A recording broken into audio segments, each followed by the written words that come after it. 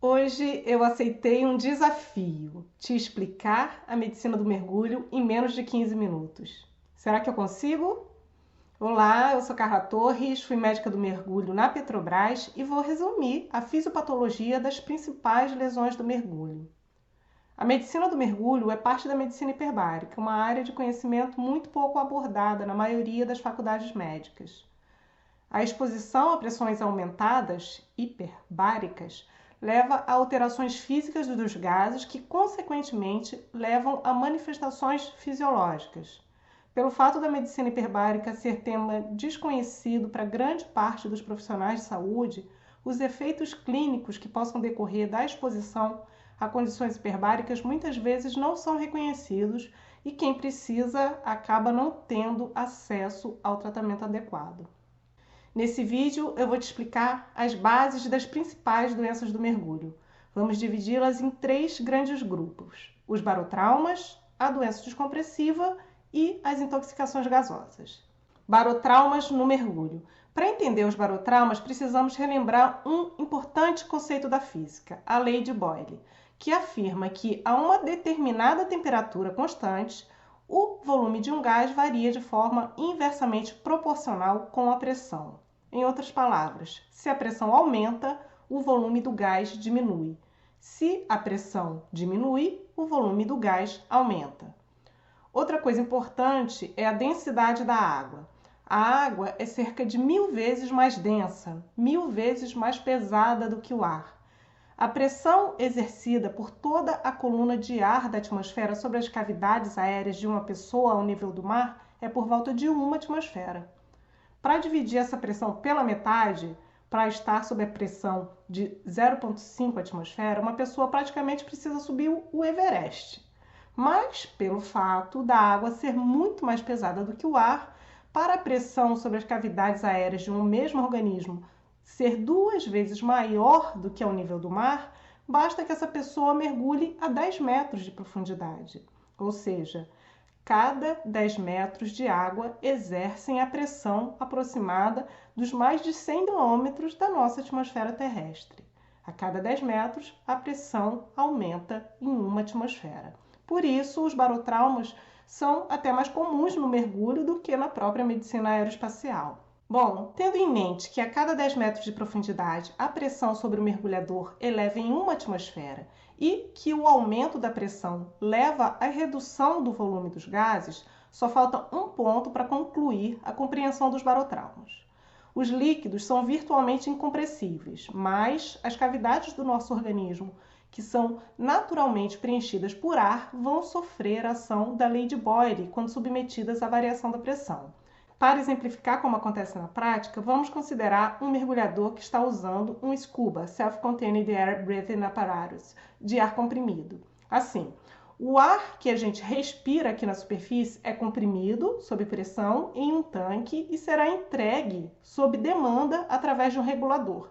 Toda vez que o mergulhador puxar o ar, o regulador vai liberar esse ar sob a mesma pressão que o mergulhador se encontra.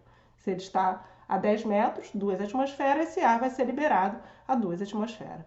Considerando que ao nível do mar o pulmão desse mergulhador tem 6 litros de volume, por exemplo, se ele mergulha 10 metros, ou seja, o mergulhador estando submetido a 2 atmosferas, uma da coluna de ar da atmosfera mais uma da coluna dos 10 metros de água sobre ele, para manter o equilíbrio, ele vai precisar do dobro de massa de ar nos seus pulmões, 2 vezes 6 igual a 12 litros. Se o mergulhador está a 30 metros, ele vai estar submetido a 4 atmosferas absolutas, uma da coluna de ar da atmosfera mais 3 dos 30 metros de coluna d'água sobre seu corpo. Consequentemente, se a pressão é 4 vezes maior do que na atmosfera, para manter o pulmão expandido, ele precisa de 4 vezes mais ar. Ou seja, 6 vezes 4 igual a 24 litros. Isso quando ele está no fundo. Ao voltar para a superfície, todo esse ar vai sofrer a ação inversa na lei de Boyle. Ao reduzir a pressão, o volume vai aumentar. Então, o mergulhador precisa exalar toda essa massa de ar em excesso para que a expansão desse ar não traumatize seus pulmões.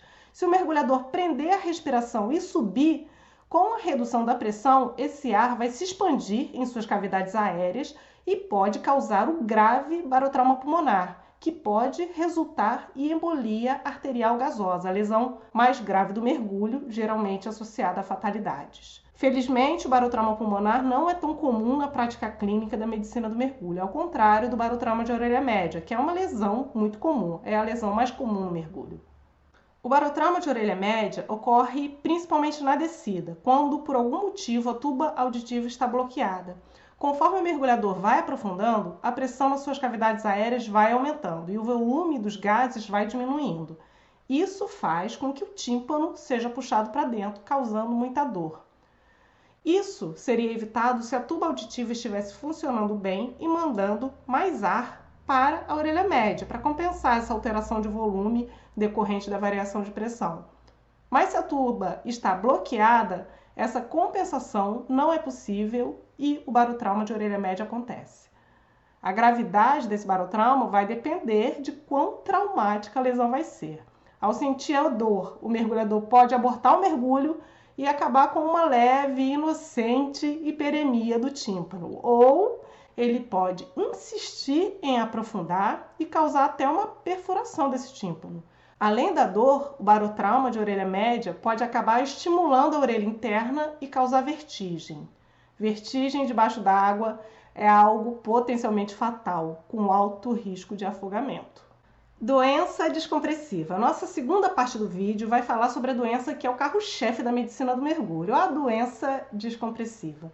Nesse caso, precisamos pensar um pouco na lei de Henry, que afirma que a quantidade de um gás que se dissolve em um líquido a determinada temperatura é proporcional à pressão parcial do gás. Como? Em outras palavras, conforme o mergulhador aprofunda, a pressão aumenta e mais gás é dissolvido em seus tecidos. Considerando aquele mesmo mergulhador que estava respirando ar comprimido, que é uma mistura aproximadamente de 80% de nitrogênio e 20% de oxigênio. Quando ele se aprofunda no mergulho, esses gases vão sofrer a ação da pressão hiperbárica e vão ser dissolvidos nos líquidos corporais do mergulhador. O O2 não tem problema, o oxigênio está tranquilo porque o metabolismo vai dar conta dele, o organismo vai usar sem problema. O problema é o nitrogênio, que é um gás inerte, quer dizer, não tem ação metabólica e vai sendo acumulado ao longo do mergulho. Quanto mais longo e quanto mais profundo o mergulho, mais gás inerte é dissolvido nos tecidos. Quando o mergulhador retornar à superfície, esse gás inerte dissolvido vai retornar à forma gasosa. Se o mergulhador for trazido lentamente à superfície, o nitrogênio dissolvido vai se tornar gás, vai ser eliminado pelos pulmões e tudo fica bem. Mas se esse mergulhador sobe rapidamente, sem o tempo suficiente para exalar todo esse gás em excesso, se formarão bolhas de nitrogênio, que podem ir parar em qualquer parte da circulação, causando as temidas doenças descompressivas, que podem ser leves, como uma dor articular, ou muito grave, com sérias manifestações cardiológicas ou neurológicas.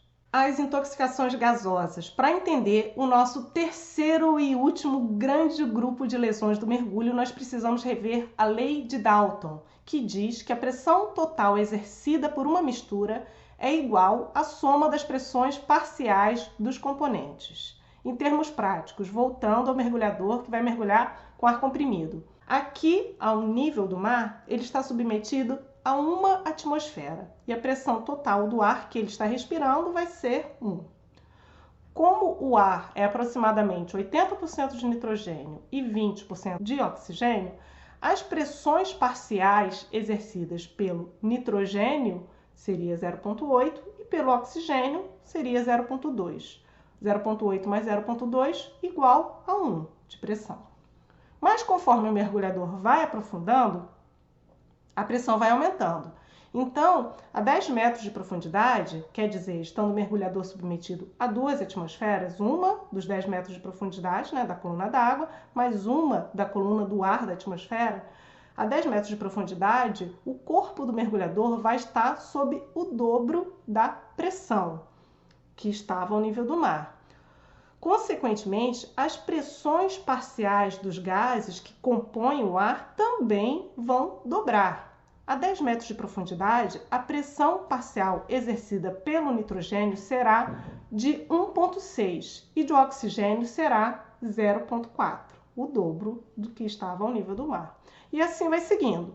Conforme o mergulhador aprofunda, a pressão aumenta e as pressões parciais dos gases aumentam junto. É por conta disso que o mergulho recreativo, onde se usa ar comprimido, deve ficar limitado à profundidade de 40 metros. Porque a 40 metros, ou seja, 5 ATA, uma da coluna de ar da atmosfera mais 4 dos 40 metros de coluna d'água, a que está submetido o mergulhador, a pressão aumentou em 5 vezes. O mesmo vai acontecer com a pressão parcial dos gases. A 40 metros de profundidade, a pressão parcial do nitrogênio será 5 vezes 0,8, que é igual a 4. Essa já é uma pressão parcial em que o nitrogênio passa a ter um efeito narcótico. Isso significa que o ar nosso de todo dia pode se tornar tóxico se respirado sob pressão. A partir de 40 metros de profundidade, o mergulhador usando ar comprimido já tem riscos de apresentar a narcose por nitrogênio, uma condição bem parecida com a intoxicação alcoólica, que pode comprometer a cognição do mergulhador e levar a risco aumentado de acidentes no mergulho. Da mesma forma, esse conceito do aumento da pressão parcial dos gases, levando a manifestações clínicas, explica por que qualquer contaminação do ar pode se tornar um imenso problema no mergulho. Por exemplo, se você está ao nível do mar e tem uma pequena concentração de monóxido de carbono no ar vindo da combustão de um motor nas proximidades. Essa concentração é tão baixa que é inofensiva, não causa qualquer alteração perceptível no organismo.